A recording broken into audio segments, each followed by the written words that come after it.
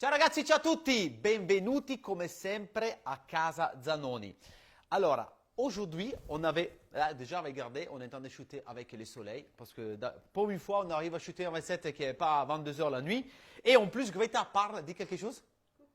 Greta aussi a un micro, alors on est très content et très heureux. Et on va faire une ricetta, parce que quand même il y a du soleil, mais il fait très froid.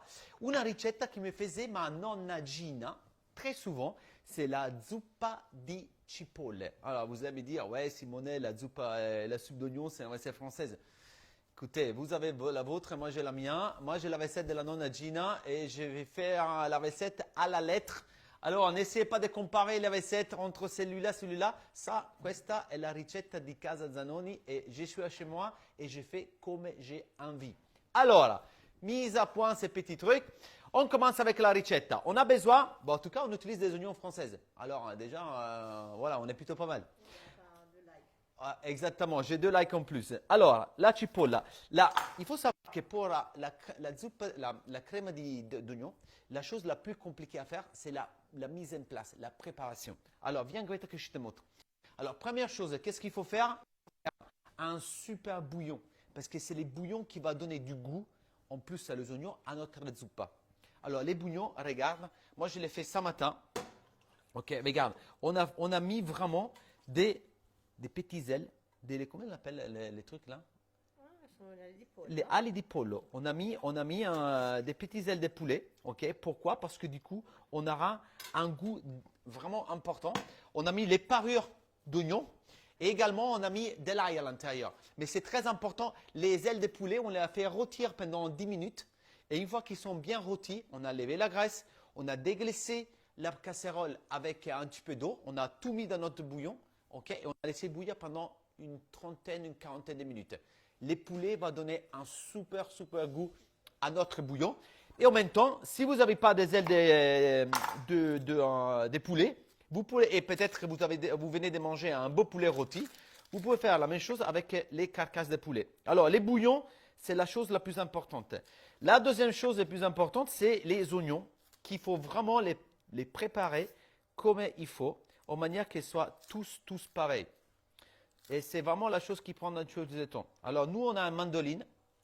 À vous de choisir, mandoline à la main, à la trancheuse, avec un couteau, avec une baïonnette. Vous les coupez comme vous voulez. La mandoline, c'est plus facile parce que du coup, vous pouvez avoir quelque chose vraiment uniforme. Sauf si vous faites comme Greta de temps en temps, qui lui fout ses doigts dedans. Mais ça une fois, tu as encore la cicatrice. Alors, attention à la mandoline, parce que si c'est une bonne mandoline, du coup, ça peut faire très mal.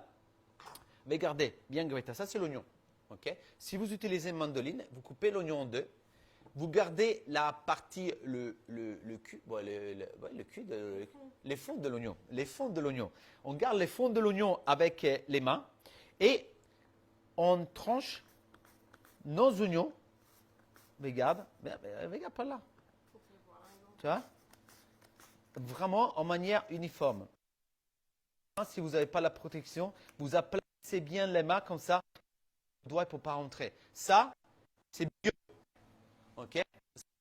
Parce qu'il y a du mal à cuire. Alors, tac.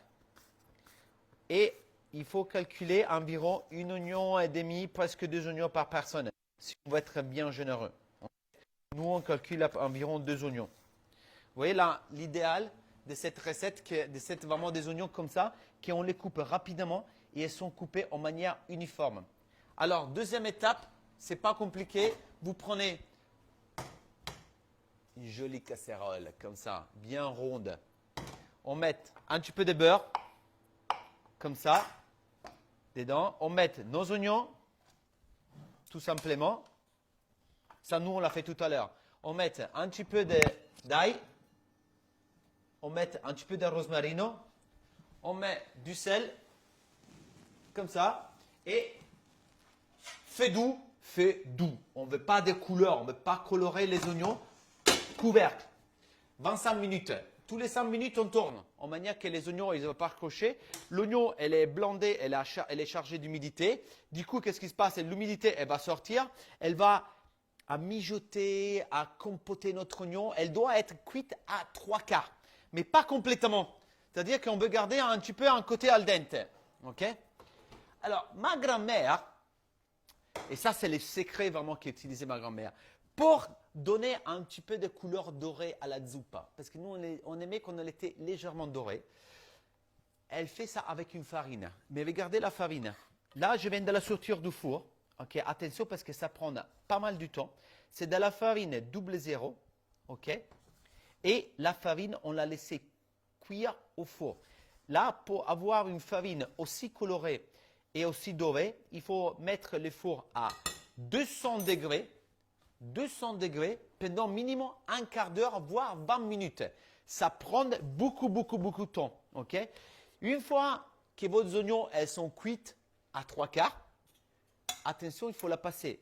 Ça dépend de l'épaisseur de votre soupe. Nous, on aime qu'on ne l'ait ni trop épaisse ni trop liquide. Okay? Parce qu'on va lui mettre du bon pain pour là. Alors, on garde une consistance bien. Bien que je te montrerai comme ça, les gens ils vont comprendre. Tiens, regardez, ça, on vient de la laisser finir de cuire. Regarde, on a une consistance qui est, comme on peut l'appeler, une consistance soupeuse. Ok? Soupeuse. Ça, c'est un mot franco-italien.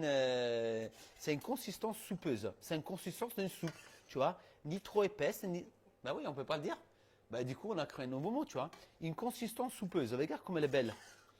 Elle est bien liquide, pas trop liquide, assez épaisse, mais pas trop épaisse. Alors, pour faire ça, une fois que vous avez fait revenir vos oignons et qu'elles sont prêtes, vous prenez un petit passoire. Attention avec les passoires parce que là, il y a des grumeaux. Regardez comment je travaille la farine pour ne pas avoir des grumeaux dedans. Mais en même temps, je prends 3 cuillères de farine comme ça et directement dans ma soupe, je mets la première cuillère et je mélange les oignons. J'ai encore par la farine, je mets la deuxième cuillère, pareil, une noix de farine et la troisième cuillère. Ça va devenir un petit peu épais et à ce moment-là, c'est là que j'ajoute mon bouillon. J'ajoute 3, 4, 5, 6 louches de bouillon et piano, je continue à ajouter les bouillons de manière que je puisse avoir quelque chose avec une consistance qui me plaît. Et c'est pour ça nous on l'a fait à l'avance parce que c'est quand même quelque chose qui prend en cuisson. C'est pas compliqué à faire, mais en cuisson, on a besoin au moins une vingtaine, 25-30 minutes avant. Ok. Après, on a besoin au moins une 25 minutes une fois qu'on a ajouté la farine pour pouvoir cuire la farine, décuire la farine et justement cuire nos oignons jusqu'à la fin. Très important. Une fois que la soupe est prête, avec une petite cuillère. Voilà, c'est vraiment très bon. C'est vraiment de la bombe atomique. Vous corrigez les goûts. Un petit peu sel, un petit peu poivre. Toujours les poivres moulus à la minute. Très important. Et on va justement à rectifier la soupe pour qu'elle soit vraiment parfaite en goût. Là, qu'est-ce que je suis en train de faire? Moi, j'ai des tranches des pains poulins parce que j'adore les pains poulins. Et en même temps, je prépare mon four pour justement enfourner ma soupe après. Les fours bien chauds. Ça, d'habitude, alors, qu'est-ce qu'on peut faire? C'est que si on prépare la soupe à l'avance, ok, on peut, là, c'est la soupe de base. Là, ça, on peut la manger comme ça, on peut se faire plaisir, on peut vraiment la déguster. Elle est prête, elle est finie, elle est goûteuse. Les oignons sont cuits, tout est fondant. Regardez, elle a une très belle consistance. J'ai enlevé les gros du romarin, mais j'ai en laissé un tout petit peu encore dedans. Parce que j'aime, bon, c'est chaud. J'aime quand c'est un petit peu, j'aime pas quand le romarin il reste à l'intérieur très longtemps parce que du coup, ça va donner un goût trop, un peu amer. Ok? Là, qu'est-ce qu'on est en train de faire? On est en train de, c'est pour ça que je grille parce que j'ai besoin d'apporter à ma soupe un côté un peu vraiment masculin, masculin.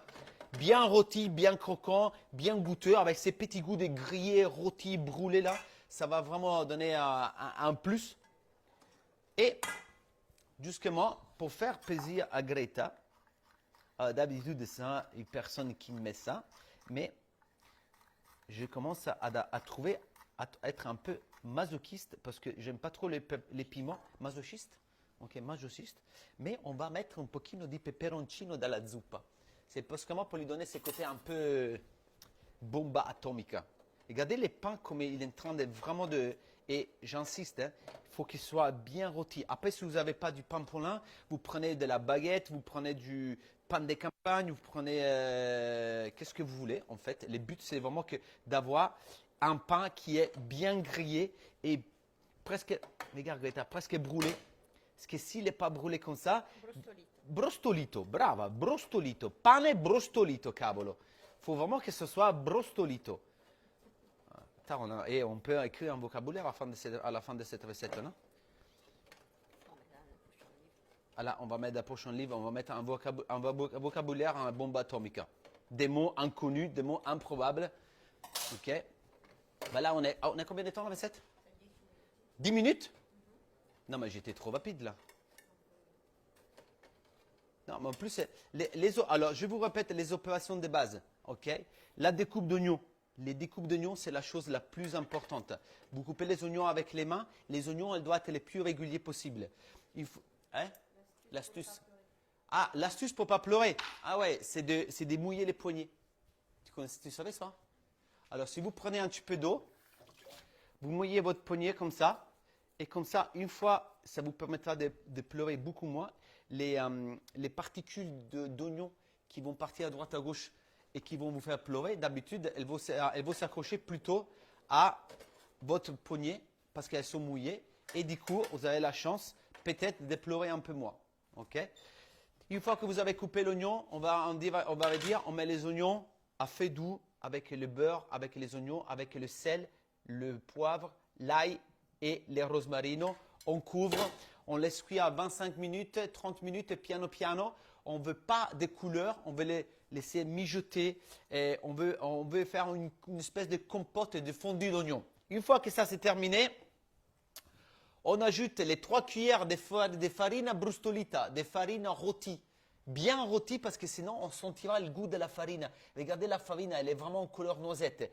Moi je dis 4 cuillères, pas plus, parce que franchement, on ne veut pas quelque chose de trop épais. Après, si vous mettez trop de farine, il faut ajouter trop de liquide. Là, on est sous 6 oignons. Okay? Nous, on a mis 3 cuillères de farine. C'est-à-dire que c'est 1 cuillère de farine, une cuillère comme ça, hein, une cuillère de soupe, une cuillère. Okay? Alors, pour finir la recette, et là, c'est vraiment les moments que nous, on adore. Regardez, la zuppa, elle est prête. Elle est déjà chaude.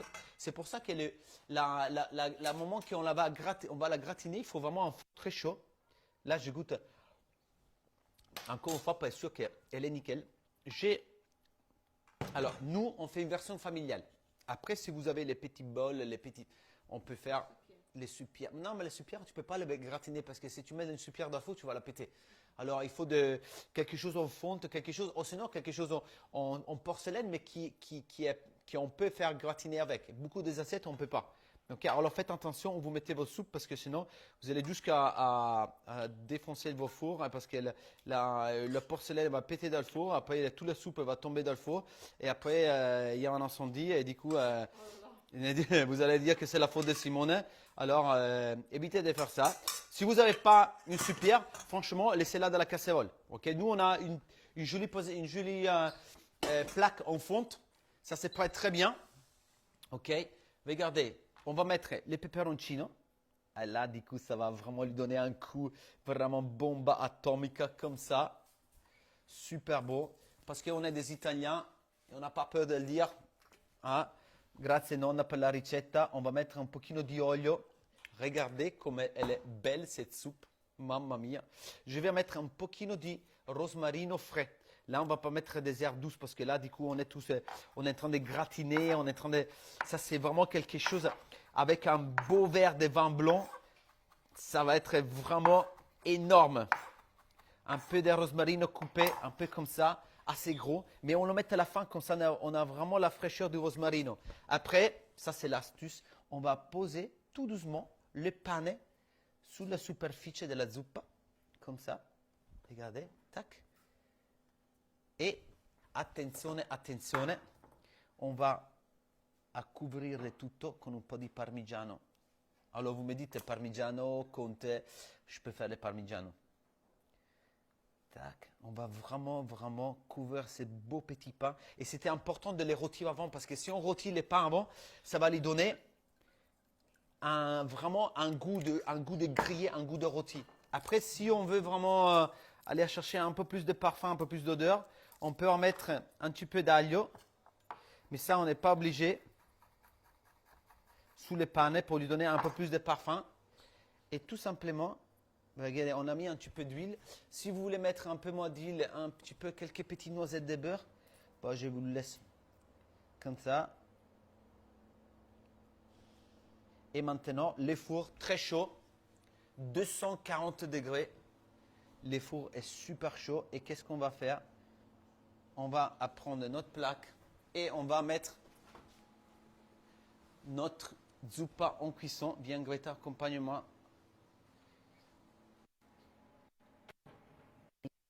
On va gratiner. Oh pardon, c'était derrière moi. Alors, on va mettre, vous voyez, le four, il est à 240 degrés. Parce que maintenant, je vais vraiment la cuire très peu de temps. La seule chose que je vais faire, c'est justement de... Et quand vous êtes du coup, on laisse entre 8 et 12 minutes. Ça dépend si vos fours, c'est un vrai four et c'est un four de Barbie. Hein? Ah bah, ça dépend de la puissance. Mais le nôtre, il est assez puissant. Du coup, je pense que 8 minutes, ça suffira pour gratiner les panais et finir de chauffer la soupe. C'est pour ça que c'est important de préchauffer la soupe avant.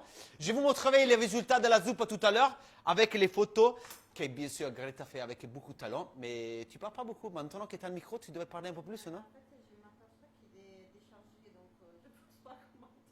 Ah, c'est pour ça. Du coup, tu as bien acheté un micro neuf. On a pris un crédit pour acheter 2 micros encore.